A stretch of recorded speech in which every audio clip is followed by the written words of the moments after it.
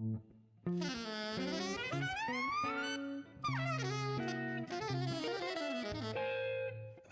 Jazz.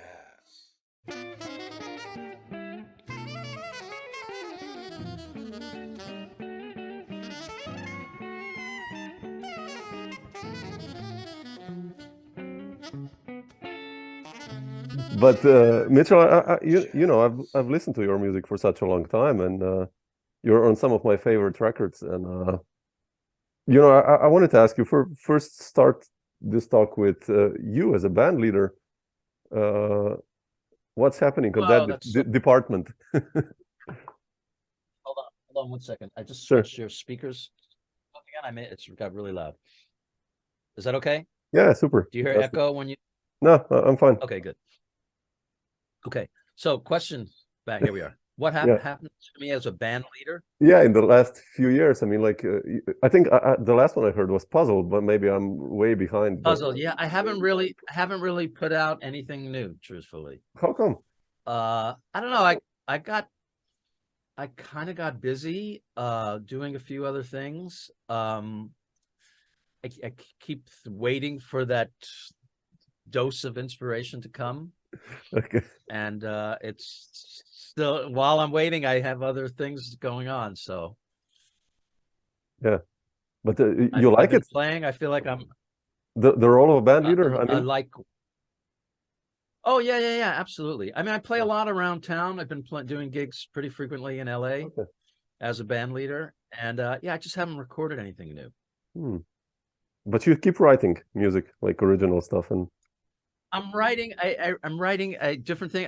Like last year, I wrote a big piece for University of Las Vegas Wind Ensemble, like a 60-piece band, and that was with and it featured Eric Marienthal, John Patitucci, and myself. Oh wow, beautiful. So I spent some time doing that.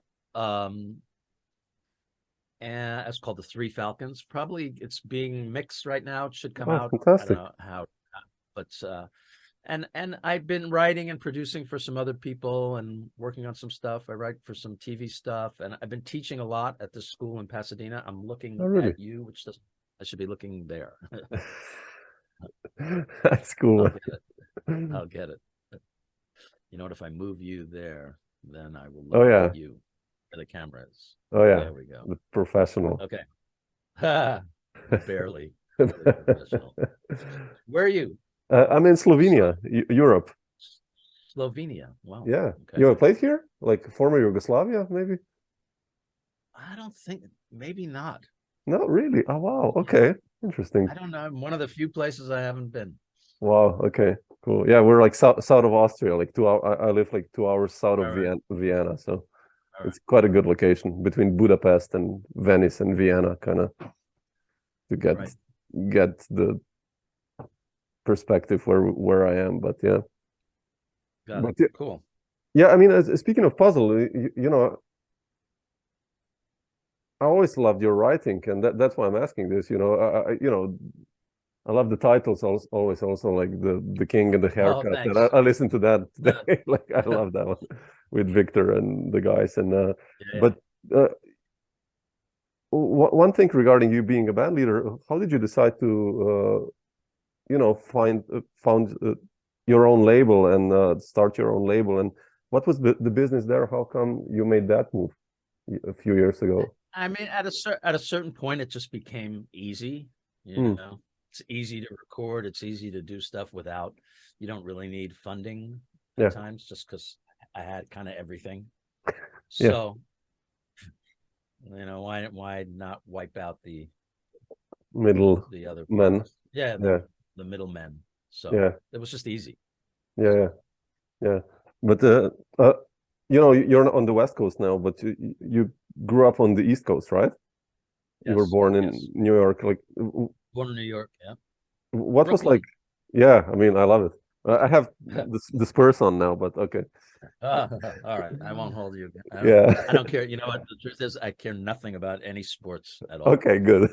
But how my was theory is someone wins, someone loses. Oh yeah, sure. That's always But you know, speaking of Brooklyn, like let's say, I guess beginning of the 70s.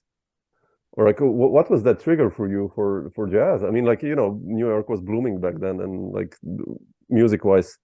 But what was the moment for you that got you excited for going this? Playing jazz? Yeah, and improvisation and playing jazz when I was younger. Yeah. You know, wow. I'm trying to think, and I remember a story that my mother told me that for some reason I was taking piano lessons and I got it up. I just decided I wanted to play jazz. I didn't even know anything about it. I think I had heard a few records that really sort of caught my ear, you know, like a Bill Evans record and an Oscar Peterson record, like early on. And I think I just said, I just want to play that. And somehow my parents just found me they called Lenny Tristano at one point. No, are you serious? Yeah. Wow. And he said, "Oh, he's too young. I won't take him." And they gave me a student of Lenny Tristano's as my first jazz teacher. So that's sort of just, and she was cool, and she was sort of kicking me. And I had some great teachers too, really great. Bert Conowitz was just awesome. And I just remember, I'm sorry, I'm just shutting my phone off. I just recall I was young, 16, 17, and he was like, play Bach, Prelude and Fugue, analyze the chords, improvise in the style of Bach. Beautiful. Analyze a Chopin piece, improvise in that style. That was pretty cool as a kid to do. He also fired me as a student at one point. Just said, you're not working hard enough, don't come back. And I was like, I have to come back. So I had some very good inspiration as a kid. Yeah.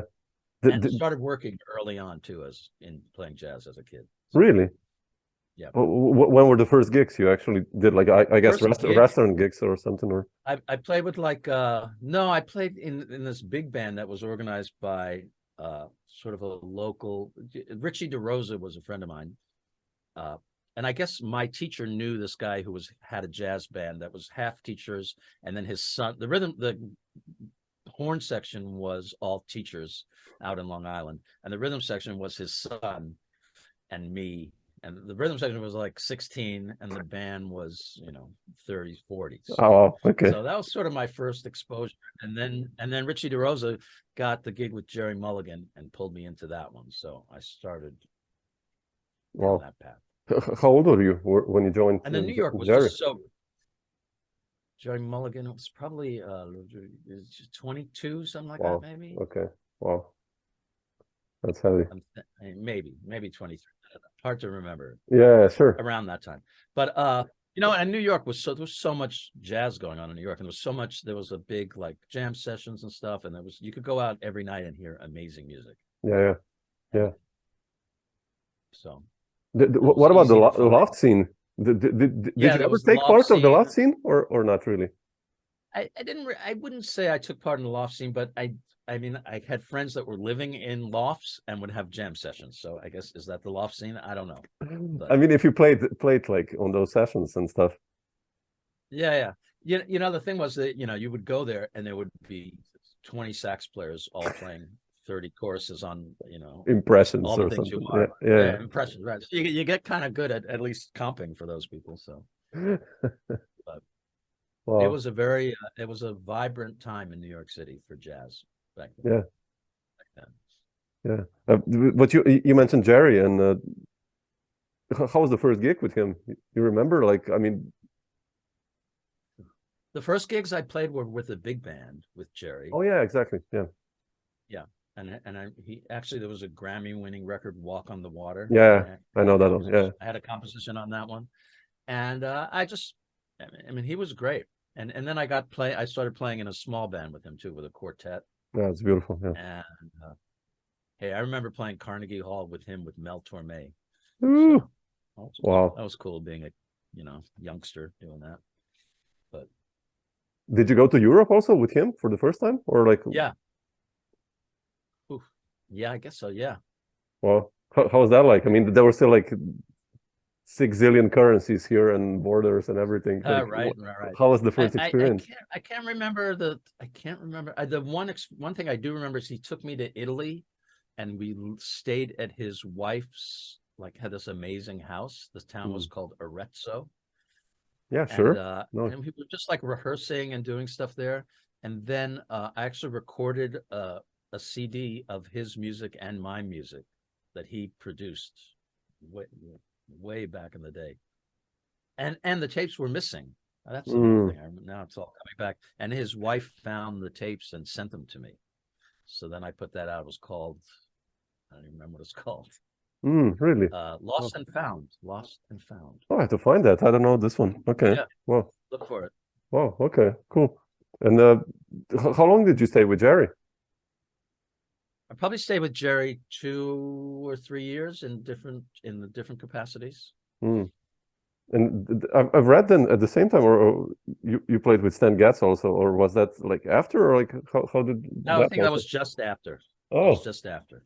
How did you land that gig? I mean, you know what? Every gig is through a friend. Yeah. Okay. Like every other business, right? Someone pulls you in, like you need a piano player, and yeah. Right. Every gig I've had has been that. So, and that was Chuck Loeb, my dear friend Chuck, who I've had a long history with after that. Yeah, I know. Yeah, so many records with you, you guys together.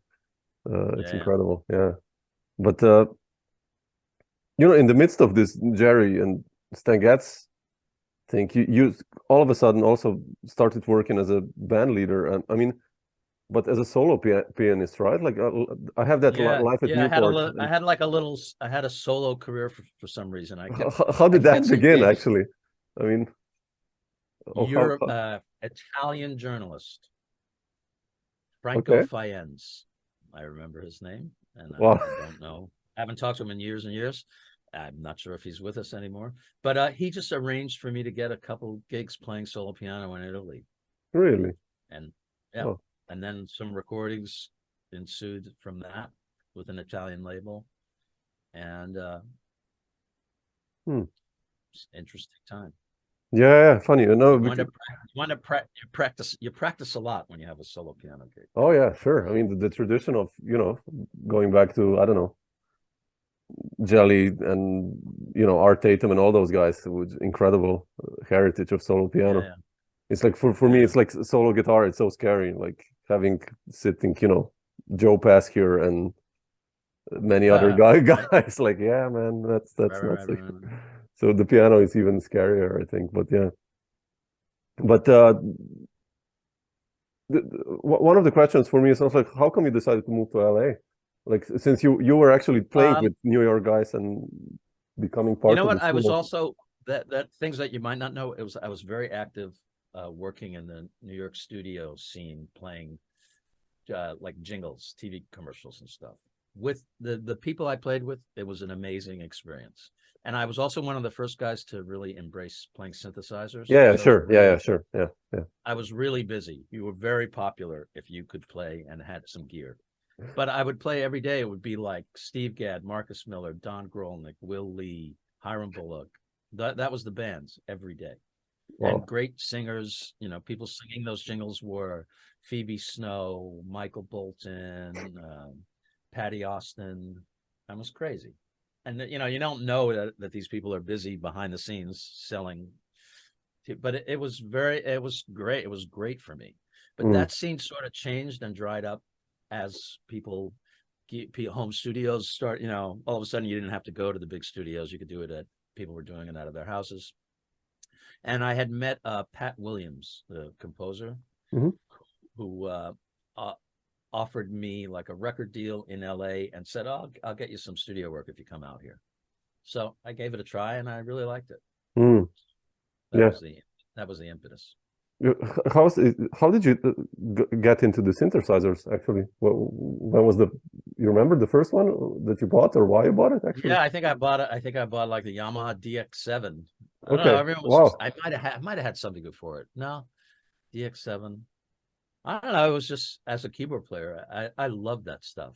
I would read the manuals front to back. I got really into it.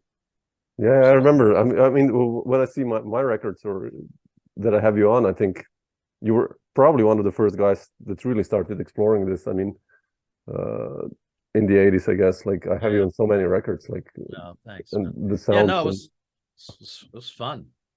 Yeah. And in the 80s, you've done a bunch of records, but I wanted to ask you about one that I really like. And when your 80s must have been crazy. I mean, I want to talk about your 80s a little, but it's particularly about one record, The Train of Thought. Oh yeah. Which I love because the band's like, I'm one of the biggest Mike Brecker fans. I transcribed like 50 of his solos and tried to play them. But do you recall playing with Mike? I mean, I know you did a lot together with him. How was that experience like for you? And especially on that album, Train of Thought. Like on that album, I mean, he kind of I forget the process, but he didn't. I don't think we recorded live with him, so he kind of came in later. So there wasn't that much interaction with him. I just remember he played amazing. It's hard to pick which take you're going to use when one is more better than the last one. Yeah, he was just amazing. And played so great. I'm so thankful to have known him and got to play with him. Yeah. So, did you with that group perform gigs also or touring? Or not many. Really? No, not many. Okay. Not many. Yeah. And that was that was a great record and really hard for me to. I don't think I've ever done better. So. Interesting you say that. No, it's like with Peter and Marc also doing. Yeah. Such an amazing job. And you wrote amazing music, I love the stuff you wrote. Like, thanks. Beautiful stuff, harmonically and tricky, but yet catchy. I mean, I love that with you. And but about the 80s, I wanted to ask you, like, you started playing with Jerry and Mulligan, and then Stan Getz, but then all of a sudden you dive into this huge fusion movement, and you became, like, I think the most integral part of all of the major guitarists in the 80s. Actually, I think you're a lot of guitarists. Players. Yeah. How did you join John McLaughlin, first of all? And hey, it's another friend. I mean, Bill Evans called me, the saxophone player, and said, "Can you come to Paris like tomorrow to play on a record with McLaughlin?" And I said, "Well, maybe not tomorrow, but the next day." Yeah. So I just went and wound up recording a record, was played in the band for a couple of years. And how did the scheduling work for you? Because at the same time you're like doing tons of records and touring with everyone, and somehow it all worked out. I mean, you make some choices, and so there's some rough decisions too to make. I think I had to choose between McLaughlin and Wayne Shorter at one point. That was a tough one. Wow. Yeah, there's like some incredible footage of you with Wayne, actually, with Gary Willis, and I love that stuff. Yeah. How was it like working with Wayne? That was unbelievable. Yeah. He was just, I always think that he just brought such an energy to you'd traveled for hours and hours, and sometimes, wind up really tired at a gig. And he was just like, as soon as the curtain goes up, boom, he was just so fully present and connected to music and to whatever, some deep spiritual thing that he had from just the sound of him with one note could transform the room, and the band too. It was just like you just felt uplifted by the energy of just that vibe that he had, Yeah. How was he as a band leader to you guys? Let's say compared to McLaughlin. I think their personality. He never said a word. Wayne never said a word about the music. One comment only. Never like. Well, I remember a couple of things. His one comment about the music was make it more cinematic. Okay. That was really the only direction I ever got. And then I remember at a rehearsals, he had a beautiful. He probably still does beautiful handwriting. I don't know if familiar with him, but he went to like art school. Yeah. But his charts were really beautifully written, and he would write out he wouldn't just write like a A7 13 chord. He would write out every note. And I remember playing one of his charts, and he was like, out of the 10 notes, I missed one, and he was like, oh shit. I think I just got like a look like, where's that note? But no, he didn't say much. What about McLaughlin, on the other hand? McLaughlin was a little more hands-on, but again, not, it kind of evolved naturally. I don't think there was much direction. Yeah. He was hardest on, he was more into the drumming aspect of it. McLaughlin? Yeah. I mean, Billy Cobham was in that band, right? Billy Cobham was at the recording, but never did any gigs. Really? Then I think Danny Gottlieb. Danny. Well, okay. But he was really into like teaching the whole Indian Takadimi system. You would hear on bus rides in the back of the bus, you hear Dimi. Yeah, he was really into that. I love that. But speaking of guitars, I also wanted to ask you about Scofield and Stern, and especially with Stern, I think on that record was also Jaco, right? Yeah. Like, did you play other gigs with Jaco in the 80s? I'll tell you the greatest gig. I did a gig with, it was a New Year's Eve gig. I think it might have been, it's 2 or 3 nights, I'm not sure. 7th Avenue South, and I can't remember the year, but the band was Brecker, Jaco, Hiram Bullock, Kenwood Denard, and me. Ooh, really? Oh, shit. Yeah. I have a recording of it. It's like a really crappy recording of it, but the best part of the recording I have is Jaco introducing me. I have Jaco saying, and on keyboards, Mitchel Forman, and my name is Jaco Francis Pistorius. That's a cool memory to have. That's a cool one.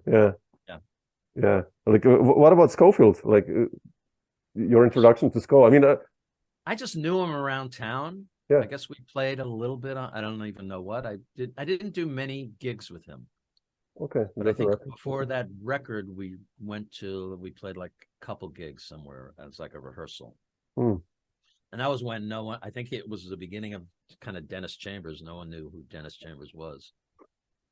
So he kind of exploded on the scene after that. Yeah. Like mid 80s, like early 80s, he became like, hugely amazing. But you mentioned before, like, piano players in the beginning, and there's this beautiful record you did with Jack and Eddie about Bill Evans, and how important was Bill Evans for your upbringing, and did you transcribe his stuff, like, Yeah, I did a little transcription. I did a lot of listening to him, a lot of listening to him. And I went through periods in my life where I had like the Bill Evans period where I just tried and played like Bill Evans, and I went through different guys, and I tried to sound like them. Who are the others? If you had these periods, Bill Evans was the first. I think there was a McCoy Tyner period. Really? There was a Chick Corea period. There was a Keith Jarrett period, and there was a Herbie Hancock period. I'm not sure what order they went in, but those were kind of my piano teachers. Yeah, sure. How did these records happen? I mean, like that one with Jack and Eddie, like, did you decide for those groups, or like, or? I think that was a Japanese production. Yeah. And I don't know how it, I think they just said, I think we really decided to do a Bill Evans tribute. So I just I figured the most natural bass player was Eddie. And I don't know, Jack DeJohnette was not, I don't think he played much with Bill Evans, if at all. I'm not even quite sure.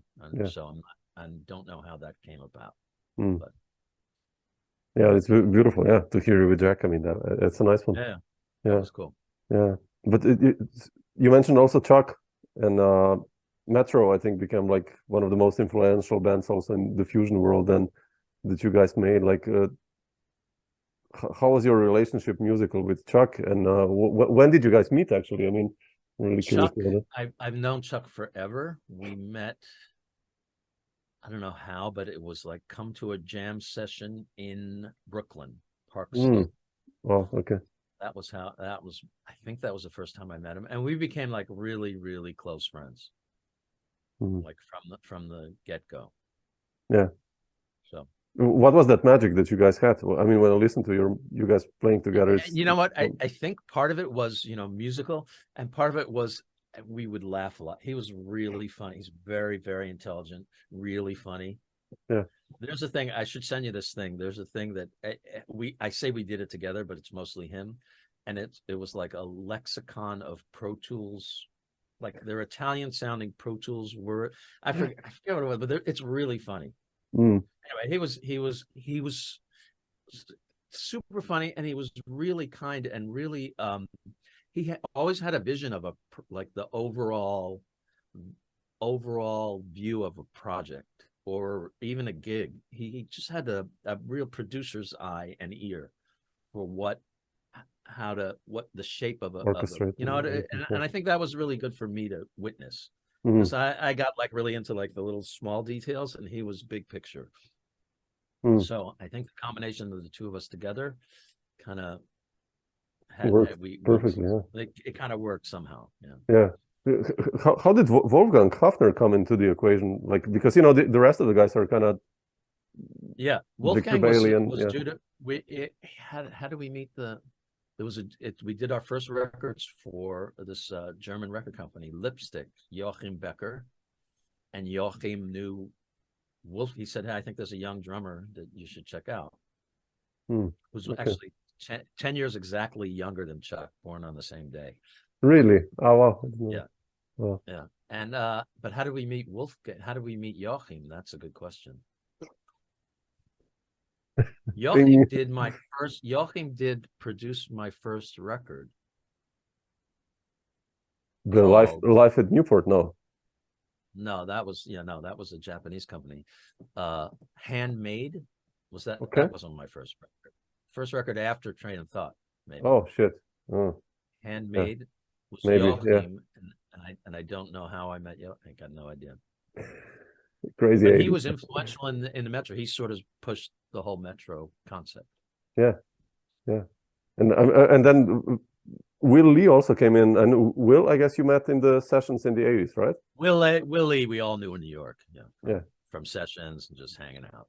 Yeah, it's incredible. This band did so much. I think such a development, and musically, like, it's beautiful. I mean, the first record I actually bought with you on was Reunion by Gary Burton and Pat Metheny. And then I started investigating, like, who is this guy on the keyboards? Who is this guy?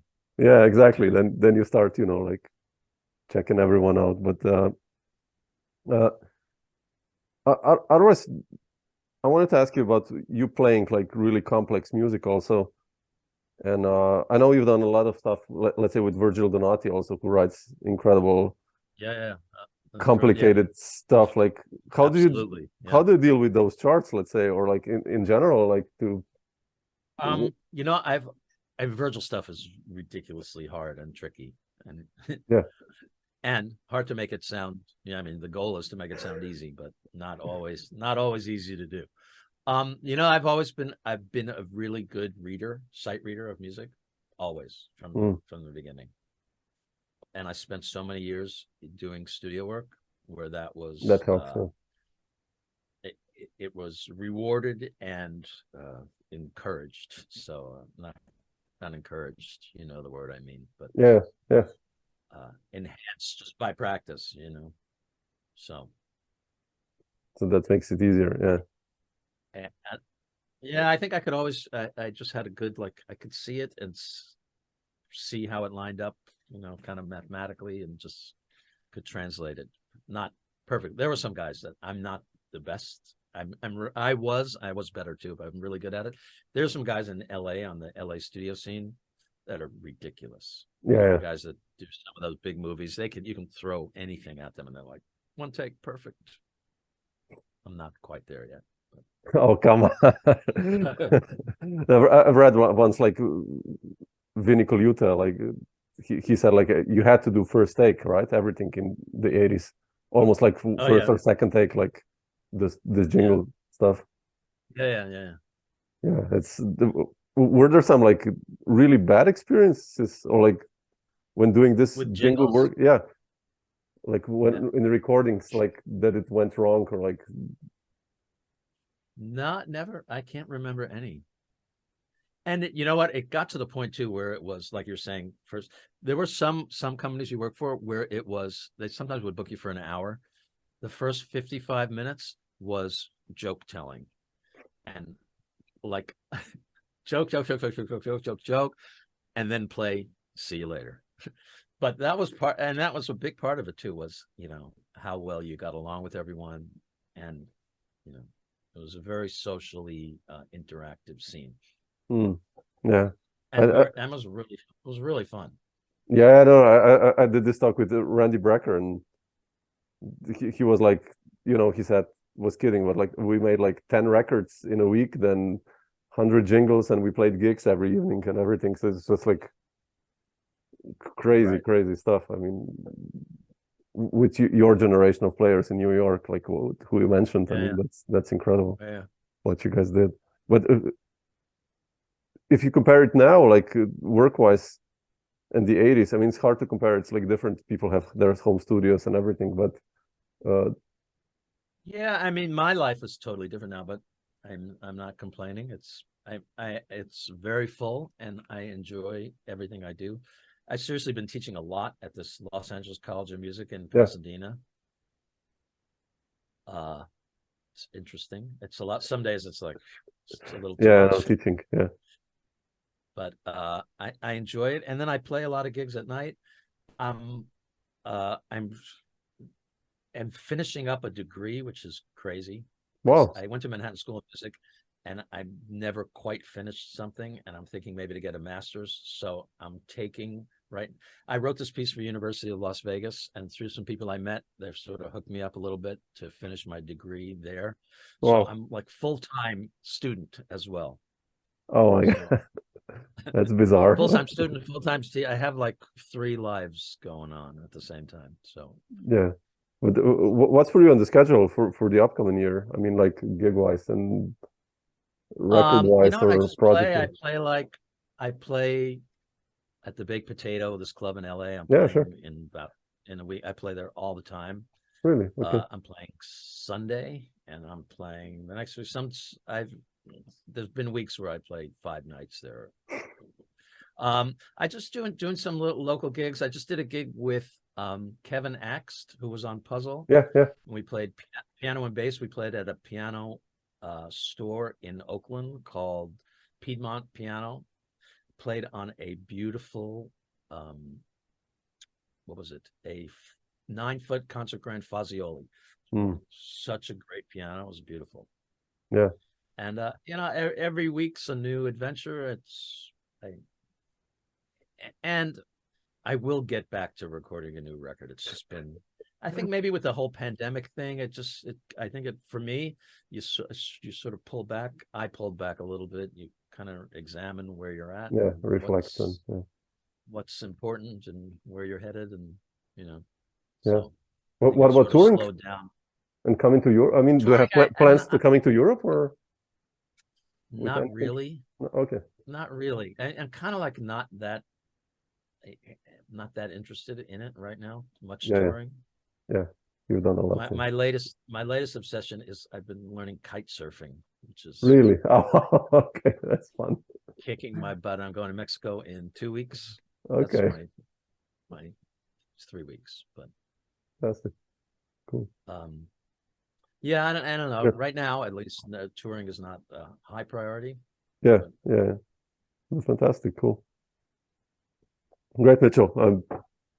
I'll leave you be on what is this, Saturday today? So okay, you're good. Yeah, sure. But thanks for sharing some of these thoughts, man. I appreciate it. Oh, my pleasure. My pleasure. Thank you so much. Really nice to meet you. I appreciate it. You too. I'll have to come to your Slovenia. You have to. You must.